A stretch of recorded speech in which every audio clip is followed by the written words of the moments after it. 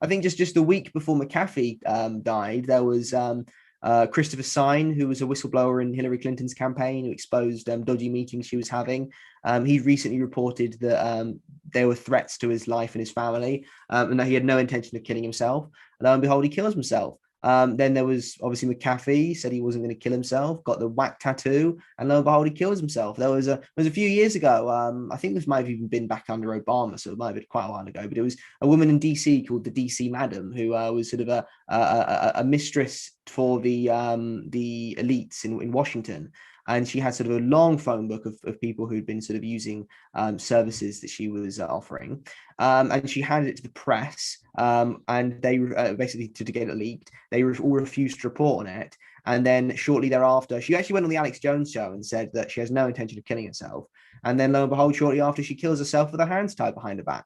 They're getting so bold about it, and it's like you said, there's all around the world in Tanzania. There was the president came out, and he'd exposed the World Health Organization tests. Oh, I have to be very careful what I say here on YouTube. The World Health Organization is always correct. He didn't expose anything. He made a minor flaw in that he sent incorrect samples to them misleadingly, and there was some sort of error or mistake, and he exploited that completely incorrectly, trying to nullify the influence of the World Health Organization. And also China is heavily involved as well in Tanzania. They've been basically soft colonizing that part of East Africa for several years now with very high interest infrastructure loans. So it's also the CCP. So the CCP are also perfect as well, okay? They would never fabricate anything either. But yeah, so that president comes out, he has a heart attack a little while later. And it's the interesting one in Haiti is, yeah, like you said, it was the COVAX scheme. They were offered 5 million doses of AstraZeneca and they turned them down. And then shortly thereafter, the leader is killed by an international hit squad. And when you look at how the US has operated for decades, I mean, I think on the last podcast I was on with you, I briefly mentioned Operation Ajax, which was their sort of rent-a-mob operation in Iran to overthrow the Iranian prime minister who'd been elected, who had sort of anti-American policies and wanted greater Iranian control of the oil reserves rather than being British Petroleum and American companies.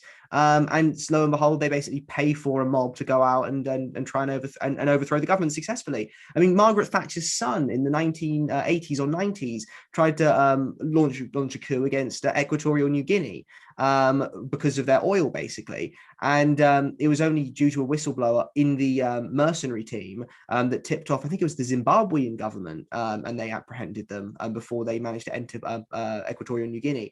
And obviously being organized by Thatcher's son, what's his punishment? Absolutely no punishment whatsoever, because mummy has a good say about it. It's completely incestuous. I mean, sorry, I know I'm ranting here a little bit. No, this is all good information. Continue going, man.